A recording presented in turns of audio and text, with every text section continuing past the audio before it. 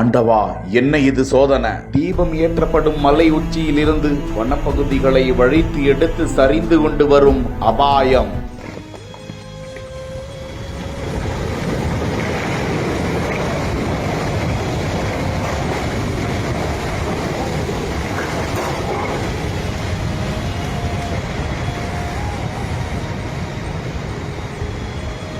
மலை உச்சியிலிருந்து மூன்றாவது மிகப்பெரிய சரிவு.